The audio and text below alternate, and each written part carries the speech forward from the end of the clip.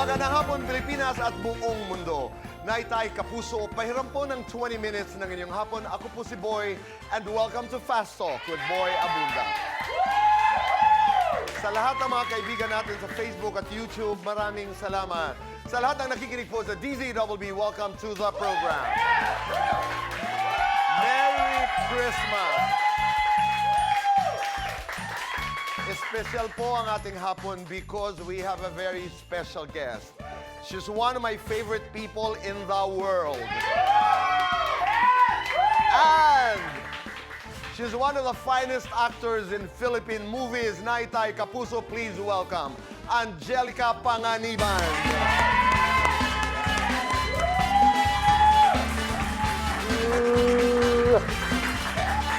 Hello! Maraming salamat. Maraming salamat. Merry Christmas. Merry Christmas, Tito Boy. Kumusta ka? Excited. Yeah? Excited sa lahat ng na mapanood Tama. ang Unmarried. Oo. Pero bago yan, sa tinagal-tagal mo dito sa industriya, ngayon ka lang nakapasok ng GMA? Yes. Ngayon lang? First time. Hindi ka dinadala ni Glyza dito? Hindi. Okay. Hindi talaga. Nagkakadalaw ako sa mga taping niya outside GMA building. Ah, okay. Yes. Doon kayo nakikita? Yes. Oo. Pero medyo panakaw din yung mga bisita ko doon. Medyo strange kasing makita ka ng mga diba? At saka baka hindi rin maunawaan, di ba? Yes, yes. Baka yes. kinabukasan sasabihin ay may ginagawa ng teleserye si Angelica sa GMA7. Opo, ayoko pong gumawa muna ng gulo. Opo.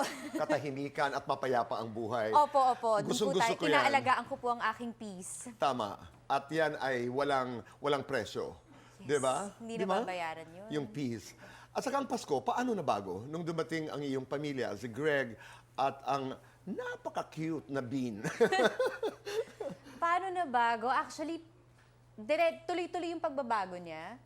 Mula nung nabigay sa amin si Bean, parang yearly may pagbabago. Siyempre, nung una parang talagang baby siya. 3-month-old siya nung unang Pasko niya. Parang wala pa rin talaga. Masaya lang, alam mong may baby. Pero ngayon, kasi of course, nagsasalita na, naglalaro na. Alam na niya yung Christmas ngayon eh. Excited? Excited, Tito Boy. Hindi kami makapaglagay ng regalo sa ilalim ng Christmas tree kasi binubuksan niya. So medyo away yung ending, kaya parang wag na lang tayong maglagay. Okay. Anong namana sa'yo ng bata? Yung pagiging bibo, I think. Oo. Sobrang bibo ni Amila. Talagang makikita mo na may plano siyang mag-artista. Totoo. Parang dun siya papunta. Oo. Unang kita ko, wala. Sabi ko, hindi ito mapipigilan ni Angge. Hindi ko naman siya planong pigilan. Oo. Pero pag sinuportahan ko kasi siya, kabahan siya sa support na ibibigay ko. Kasi ibibigay ko yung suporta na hindi niya inaasahan siguro. Mama, Anong ibig sandali sabihin lang, nun? kalma. Stage mother ka? Hindi naman. Kasi kung mangangarap na lang ako, mangangarap ako ng malaki. Gusto ko, nasa British School of Acting, yung mga ganun. Wow. Yes. Ganda So kung gusto nun. mong mag-artista, dun tayo. Royal Academy ang Yan, usapan. Royal Academy, Oo, yes. di ba? So, ganun. Tama naman. But what about Greg? Ano ang kanyang pananaw? Siyempre ngayon, nandun pa lang kami sa, hindi, commercial lang Commercial lang, ganun. Tapos parang, Usually doon nag-uumpisa. Doon naman talaga nag-uumpisa. Parang ikaw. Hindi ba? Nauna ba yun? Hindi po, Tito nauna Boy. ang ano Talaga kaagad, ako. oo. Sinabak talaga ako sa drama. Oo, naalala natin yun. You've been in the business for a while. Ikaw lang ang bata na matanda na dito sa industriyang ito. Dito na talaga tumanda. Di ba? Blue eyes blonde. Of course, may konting inggit na nararamdaman ako nung nakita ko si Bean. Alam mo, hindi, the very, very first time nakita ko yung litrato ng bata, ang ganda naman ng anak ni Angge. Tapos, of course, I much later learned about many things. Sabi ko nga sa'yo, I know someone who knows Greg, no? Sabi ko, ang ganda naman ng kombinasyon kasi, di ba? Australiano, Australian siya. Amerikano. Yes. May Wow. dugo akong American and siya You naman have. half Australian. Correct. Oo. And can you imagine that combination? But tell us how you reacted nung nakita mo yung anak mo na blue ang eyes at blonde. Ano yan? Sabi mo, Sabi ko talaga, ano yan? Kasi Tito Boy, na emergency cesarean ako, so hindi ako makabangon. So every time, binibigay sa akin yung bata para padedehin, para bang sinusubsub na siyang paganon. So hindi ko nakikita fully yung itsura niya. yeah. So pag ino-open yung mata, para lang mukha akong kawawa talaga sa ospital. Kasi nagsisigawan silang lahat. Like yung mga lola and si Greg na parang, ano nangyayari? Ganun lang ako. So pinicturean nila, pinakita sa akin yung mata. Sabi ko talaga, ano yan? Bakit blue? Saan galing? Okay. Kasi yung aso namin, yung blonde niya, naaalala ko talaga to, pinaglilihan ko yung isang chocolate Labrador naming dog. Okay. Kasi pagsasama yun ni Greg sa work, pumapalag talaga ako. Hindi, dito lang yan. Tapos tayo ko yun hinihimas ng paa ko, ng kamay ko. Tapos nasa tabi ko lang yun. So, ang akala Tapos mo, sabi ko talaga, gusto ko. Ganito yung hair lord Kasi para ko nang pinaglilihan yung buhok ng aso namin. Kaya dun sa pagiging blonde, medyo ano pa ako, may pinaglilihan ako dyan eh. Yung mata, sabi ko talaga, sa ano yan? Saan galing yan? Taka ako. But eventually, of course, parang na Yes, 1+1 na namin. Lolo. Sa mga lolo. ang 4 years, you stayed in Subic. 4, no? 5. 5 years. Wow. Yes. Kumusta yun? Were you happy? Tahimik. Tahimik. Minsan nakakabingi. Yung sobra naman. May shift talagang nangyari. But of course, masaya naman ako dun sa At saka isa pa, buong buhay mo nagtrabaho ka. Kumusta ka bilang wife? Ako po ay maserbisyo. Napansin ko yun sa akin. Parang ang love language ko talaga ay mambusog, service. Papakita ko sa inyo, alagaan ko kayo. Okay lahat. Naplansya ko lahat dito sa bahay. I know that 2018 pa kayo nagkakilala ni Greg. No, supposedly, magkakakilala kami dapat ng 2018. 2020 na tuloy. Hindi kami natuloy. Then 2020. Tama. The story goes, he was, I think, in New Zealand. Yes. Oo. Ako naman, nasa Zambales. Kasama ko si Cherry Pie kasi siya talaga yung mapilit na mag-meet up kaming dalawa. Si Pai. Si Pai. Picache. Okay. And then, hindi natuloy. Nasa New Zealand siya. So parang okay. So it's not meant to be. Ganun. Pero what was meant, magsushooting ka pala sa Subic. Ilalock-in pala ako doon. So, nakilala ko siya. Dumalaw siya ng isang rest day.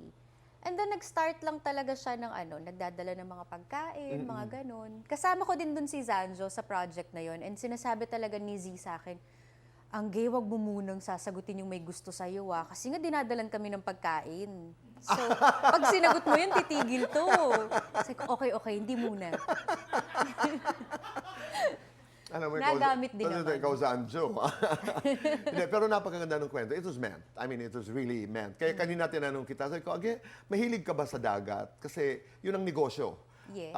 Yun ang negosyo ni Greg. Mahilig po ako, pero hindi ko na-imagine na may boatman akong na mapapangasawa ko. I love the way builder, I love the way you describe him. He's just as a boatman, but he takes Mr. care. Boatman. He builds. He Yes. services. You know, Yes. yun ang kanilang negosyo. Pero talagang exposure mo talaga dagat. Talaga, Tito Boy. Oo. Naaamoy ko siya. At yung asawa ko, nakakaamoy ng ulan yun pag uulan na. Yes, sasabihin niya yung mga sinampay, uulan. Sabi ko, paano mo alam? Naaamoy ko. Naaamoy mo yung ulan? Grabe. Grabe, no? At saka sabi ko, kung hindi mo rin kilala si Greg, hindi mo siya pagkakamalang may foreign blood. Hindi. Ang tingin ko Pinoy. Kala mo talaga Pinoy na Oo. Pinoy. Kasi kulay. Hindi. Pati magsalita, diretso naman siya magtagalog. Magtagalog.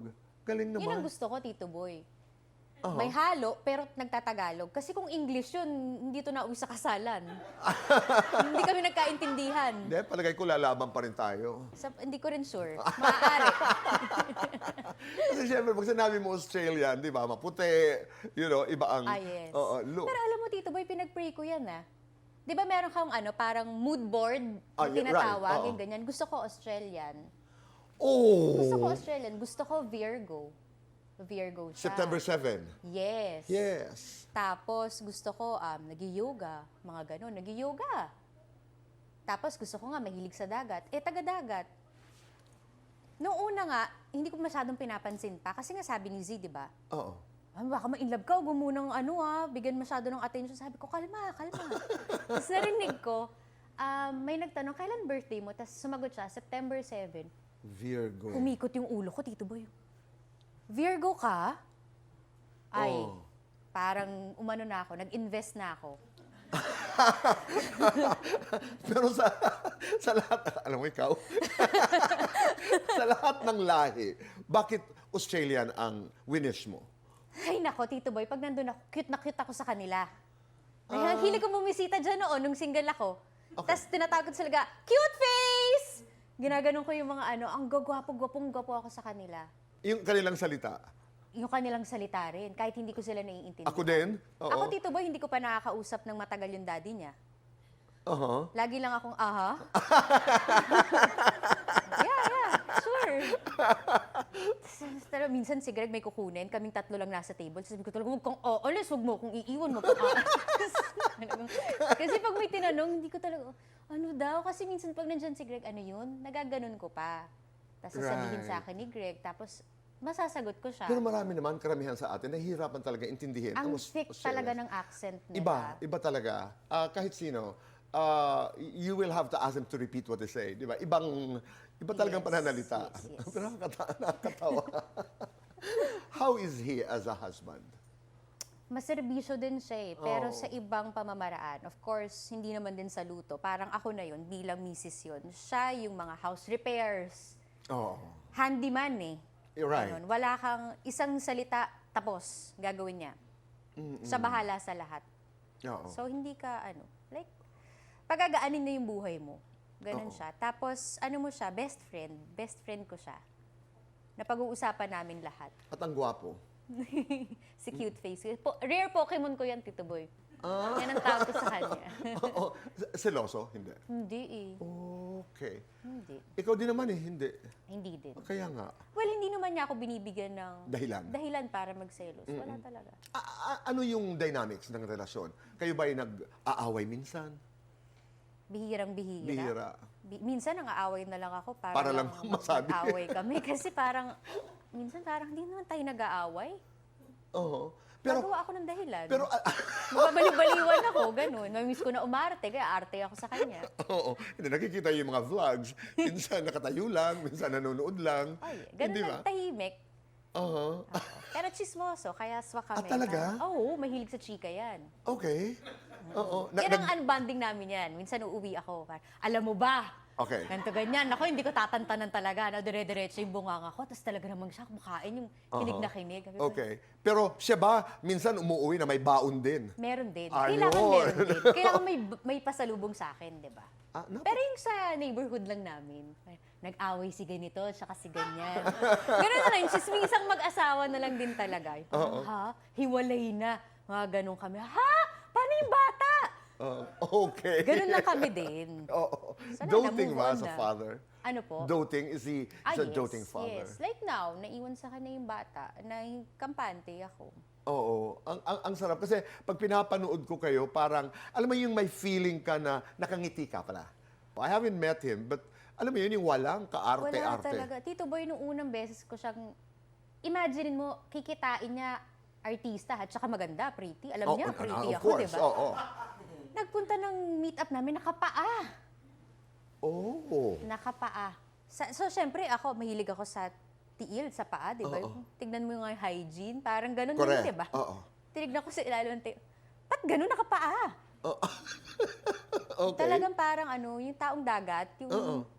Basta ganun siya. Walang kaarte-arte. Nakalala ko siya, wala siyang shoes. Oo. Mga tsinelas marami. So, invest si Bakla. Bilang kita ng mga shoes, kasi magmamanila tayo. Makikilala ng mga friends ko doon, pwede nakapaaka, tsaka nakatsinelas. Anong sabi niya? Okay naman sa kanya. Oh. Tapos minsan bibihisan mo, kasi nga, board shorts, tsinelas, t-shirt. Pero yun kasi siya. Tsaka yun yung love ko sa kanya. Tama. Minsan lang kailangan lang i-dress up ng konti. Oh, pero hindi naman pagbabago yan. Minsan lamang pag napupunta dito. But I don't think Greg, would change. At saka ayoko din naman. Correct. Di ba? Oo. At saka, yung pagiging artista mo is something that he understands. Naiintindihan naman niya. Ito lang yung challenging ngayon kasi nung nagkakilala kami, 2020 pandemic. Oo. And then after a year nabuntis na ako. Or more than a year nabuntis na ako. So naging taong bahay ako. Of course, naging misis ako, naging nanay ako.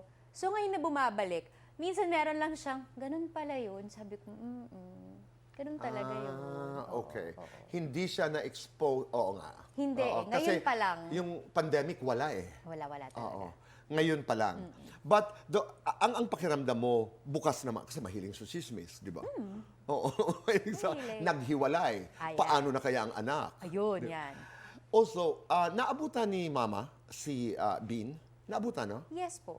Anong naalala mo na payo sa'yo ni Mama Ibella sa pagpapalaki sa bata? Ang naaalala ko lang, ano siya present siyang lola. Oo. Gustong-gusto niya yung role niya bilang lola. Tagal niyang hinintay yun eh. So, nung nangyari, parang feeling ko nga hinintay lang niyang makitang okay na ako eh. She was with you from the very beginning. Opo. How much do you miss her? Every day. Oo, totoo yun. Tapos, syempre ngayon makikita mo may mga billboard na yung apo niya. Grabe talaga yung, talaga nagbe-breakdown ako pag nakikita akong, ang una ko naiisip yung, grabe sobrang matutuwa si mama dito. Kasi kung alam ko yung happiness niya nung ako nangyayari sa akin yun eh. So parang, what more na yung apo niya, nakikita niyang, ang cute-cute, ang ganda-ganda, lumalaking sobrang bibo. At hindi kayo mawawala ng nagbabantay. She's just there. Ay, guardian angel talaga Watching na. over you. Totoo yan. Dahil nakita namin kung gaano ka rin binantayan at minahal ng nanay mo. Di ba? Siya talaga yung constant, siya yung present. Oo, na nanay ng iyong buong buhay. But, that's life. Ika nga. Pero ang dami mo sigurong kwento, Kibin, tungkol sa lola, pagdating ng panahon. Oh, yes. Di ba? Yes. Sabi ko nga, baka din kinuha siya siguro para mag-double time ako as a mom. Para bang, kasi ngayon, Tito Boy, iniisip ko, lagi akong nagpa-flashback na parang nung bata ako, naalala ko, ganito si mama sa akin. So, kasi nung buhay siya, hindi naman ako ganun eh. Parang hindi naman nagmamatter masyado eh. Parang hindi ko naman in-expect na mawawala kagad eh. So, parang alam ko lang, happy kayo dyan, maglaro ka kasama yung apo mo. Ganun lang naman noon eh. But now, meron akong, para akong nagpuput in ng extra effort maging nanay kasi gusto ko talaga na maging proud siya sa akin. Kasi feeling ko kung nandyan lang siya, chichilax lang ako. Correct. Pero ngayon nawala, grabe yung effort ko. I'm sure she's proud. Gusto ko pag nakita kami, pagdating ng panahon. Oo. I'm sure she's proud. I'm sure. May pinagdaanan ka rin isang bagay. You had a hip replacement surgery. I want to find out. Kasi nakita ko yung vlog. I read about it. How life-changing was that? That's number one. Number two, Angge, ikaw siguro ang isa sa pinaka-loyal na kaibigan na nakilala ko. I mean, in the context of your friendship with your friends. You're probably one of the most loyal friends I've known. And let's talk about Anari. Lahat ho ito pag-uusapan namin sa pagbabalik po ng Fast Talk with Boy Abunda. Kami nagbabalik po dito sa Fast Talk with Boy Abunda. Kasama po natin Angelica Panganiban. Angge, let's do Fast Talk. Hugot Queen, Drama Queen. Hugot Queen. Kilig scene, iyakan. Iyakan. Date night, family night. Family night. Pretty mom, hot mom. Pretty mom. Happy wife, happy life. Happy wife. Tamang tao, tamang timing. Tamang tao. Sorry, salamat. Salamat. Maingay, mataray. Maingay. Iyakin, palaban. Palaban. Subic, Manila. Subic. Namimiss mo sa iyong child star era. Mama ko. Namimiss mo sa iyong single era. Yung katahimikan. Namimiss sa iyong hugotera era. Yung bayad. Christmas wish mo sa mga heartbroken. Makapag-move on na sila. Sa mga cheaters. Magbago na kayo. Sa mga korap. Sana makulong kayo agad-agad. Sa mga ex mo. Mag-move on na rin kayo sa akin. Wow! Bakit? Bakit? Yes or no? Pinakialaman ang phone ni Greg. No. Yes or no? Inaway si Greg dahil sa selos. No. Yes or no? May tinarayan na kapwa-artista. Yes. Yes or no? Natarayan ng kapwa-artista. No. Parang wala. Yes or no? May ex na hindi friend. Yes. Career or family? Family. Lights on or lights off? Of Happiness or chocolates? happiness. Best time for happiness? All the time. Complete this. Ang tunay na pag-ibig, Ay pagmamahal muna palagi sa sarili. ganda. Tama. Siyang Susan, makinig ka. Totoo yan. Paano ka makakapagbigay ng pagmamahal kung hindi mo mahal ang sarili? Yes! Tama. Palagi. Tama ka. Una ang sarili. But it takes a journey sometimes. Tagal. Ako natagalan. Oo. Di ba? Marami sa atin. Yung hip replacement surgery, tell us what you can. Well, nangyari siya 7-month pregnant, 7? Ba't 8 to? 7-month pregnant ako sa anak ko nung nakaramdam ako ng pain. But of course, sinabi lang ng doctor ay, you're getting heavy, kaya may mga back pain ka nararamdaman. Tapos parang hindi din ako convinced kasi parang hindi siya back pain eh. Parang sa singit na hindi ko naiintindihan talaga.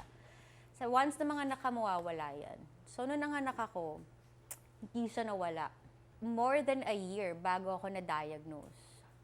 So, ang dami kong inikutang doctor na misdiagnose, ang daming mga ginawa.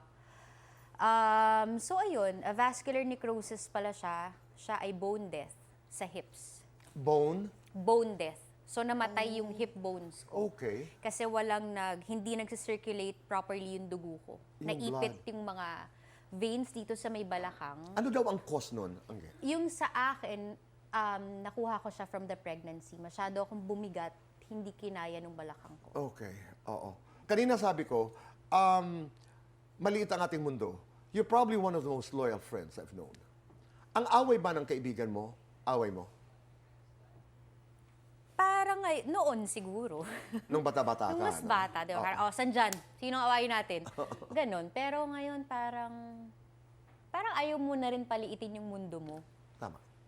Parang kung yan ng business mo, naiintindihan kita, nandito ako para makinig sa'yo, pero ayoko ng gulo ha. Tama. Parang nasa ganun na ako ngayon. Hindi, at saka iba na yung perspective. You know? Iba na yung buhay. Oh, parang gusto ko ngayon, syempre wala akong kaaway ngayon, di ba? Gusto ko lahat kaya kong ngitian. Ayoko na parang, Oo. ay naku, galit dito si ano eh. Parang ayoko ng ganun na. Di ba? Alam mo, natutuwa ako. Oh, kasi pinagdaanan mo yun eh. Oo, yung stage na don't cross my path. Oo, yung masyadong matapang. Sobra. Opo. Oo, you do not cross the path of Angge. Di ba? At Pero syempre, kapag ka parang naargabyado talaga to, parang, oy, sandali lang. Mali ka na dito, di ba? Parang, i-call out mo siguro yung taong nag-cause ng ganitong pain sa friend mo. Pero right. hanggang dun lang yun. Let's talk about Anne Marie. Congratulations muna. Napakaganda ng Cheo.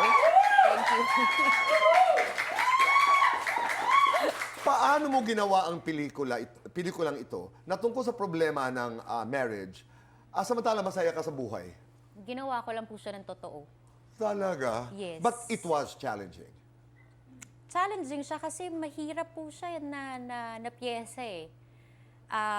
But syempre sumandal ako doon sa grupo. Sa buong, lahat kami, sa lahat ng gumawa. Without having to spoil the movie, what is it about?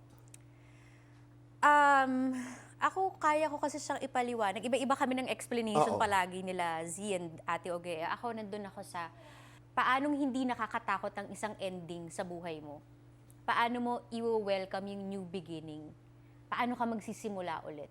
At hindi ka dapat matakot doon. And this also tackles annulment. That brings me to a very political question. Do you believe in divorce? Yes. Yes. Naniniwala ako, Tito Boy, na may mga taong once na minahal nyo isa't isa, maaaring hanggang doon lang talaga yung journey nyo, yung kwento nyo, di ba? Oo. Tama. And I know that you didn't do a movie for 5 years, but you were just waiting for a material. Yes. That would make you come back to the Oh yes, industry. ang dami naman din talagang tinanggihan kasi hindi ko nakikita na hindi ito yung comeback. At hinanap ka rin naman talaga, Angge. Hindi ito yung comeback ko. So parang doon tayo sa yung kembak na kembak talaga. Correct. Oo. Dahil ito ang comeback mo, invite everybody to watch the movie. Guys, panoorin nyo naman ang aking comeback film, ang Unmarry, palabas na. December 25, kasama ko dito si Zanjo Marudo, Eugene Domingo, at maraming pang iba. Solen, Tom Rodriguez, Nico Antonio, directed by Jeffrey Jitorian, under Quantum Films. December 25, sana unahin niyo po kami. Kung hindi niyo kami unahin, basta manood kayo. Thank you! My God. Maraming salamat. Thank you, Tito Boy. Supportahan po natin ang Unmarry. Supportahan po natin ang Metro Manila Film Festival 2025. Unmarry starring the one and the only, Angelica Paraniban. Naitay, Kapuso, maraming salamat po sa inyong pagpapatuloy sa amin sa inyong mga tahanan at puso araw-araw. Be kind, make your nanay proud, and say thank you. Piliin ang tama, bihuan tama. Goodbye for now. Merry Christmas and God bless.